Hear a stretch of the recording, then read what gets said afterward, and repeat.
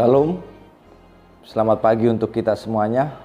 Marilah kita awali aktivitas kita pada hari ini dengan firman Tuhan.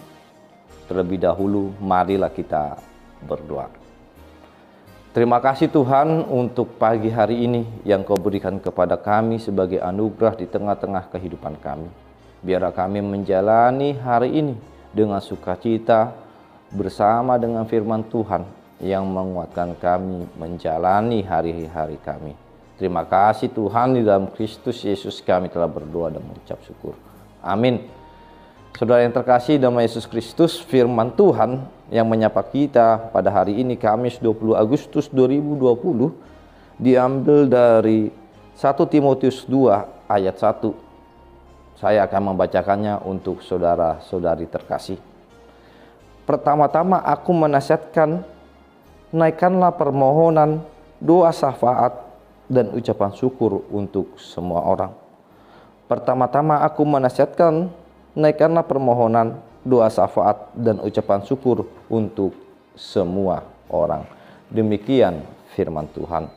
Saudara yang terkasih dalam Yesus Kristus, dalam kehidupan seseorang, saya yakin dan saya pasti kita pernah mengalaminya, akan ada yang namanya 3 hal yang akan didapat atau dijalani oleh seseorang.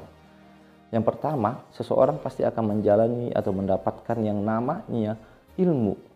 Kalau ilmu di sini dikatakan yaitu pengetahuan, pendidikan, pengajaran, dan pembelajaran. Itu sudah pasti. Siapapun manusia itu pasti akan menjalani yang namanya ilmu.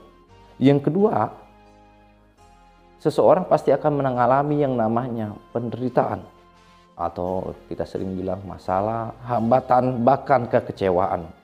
Lalu yang ketiga, seseorang pasti akan menjalani atau melalui yang namanya doa. 3 hal tadi adalah suatu hal yang tidak bisa dipisahkan dari diri seseorang.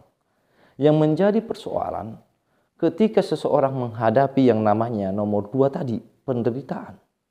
Di sini dalam hal poin kedua ini atau penderitaan ini, jika tidak mampu menjalaninya, bahkan tidak kuat, bahkan menyerah, akan kecewa, dan bahkan akan bisa stres dan bunuh diri.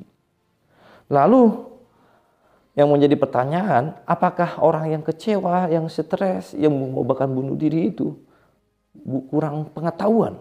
Tidak.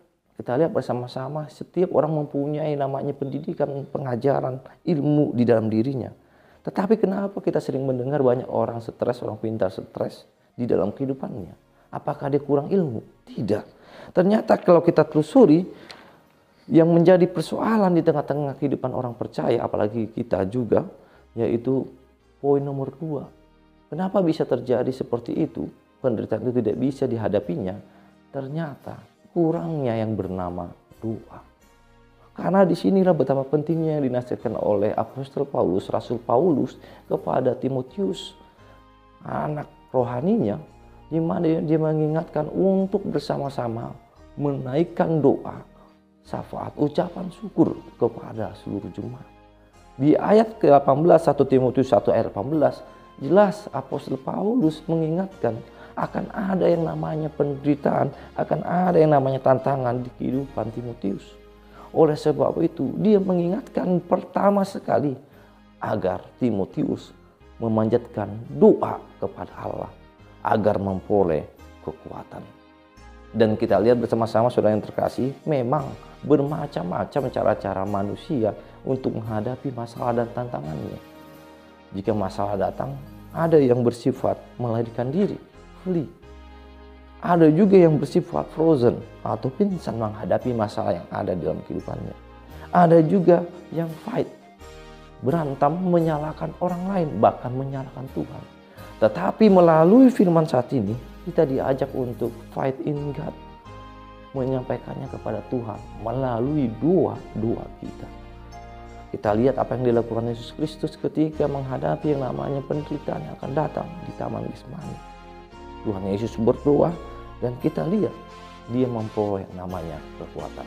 Sekarang untuk kita semua, apakah kita sudah memanjatkan doa kita, doa bersama kita untuk keluarga kita, untuk orang yang kita kasih, bahkan untuk gereja kita, bahkan untuk pendeta kita, atau bahkan untuk mendoakan musuh-musuh kita. Ingat, Tuhan Yesus juga mengajarkan, kasihilah musuhmu dan berdoalah bagi mereka yang menganiaya kamu. Matius 5 ayat 44.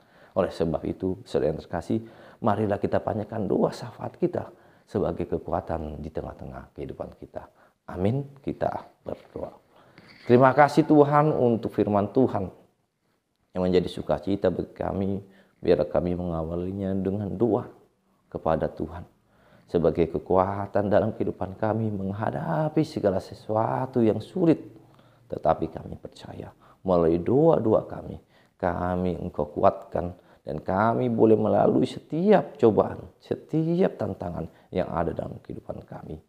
Sertai kami Tuhan di dalam aktivitas kami hari ini, agar kami Tuhan memperoleh sukacita. Sertai gerejamu, sertai pemerintah kami, agar di dalam kasih dan lindungan Tuhan. Terima kasih Tuhan, di dalam Kristus Yesus kami telah berdoa dan mengucap syukur. Kasih karunia Tuhan kita Yesus Kristus, kasih Allah Bapa dan persekutuan Roh Kudus itu menyertai saudara dari sekarang sampai selamanya. Amin.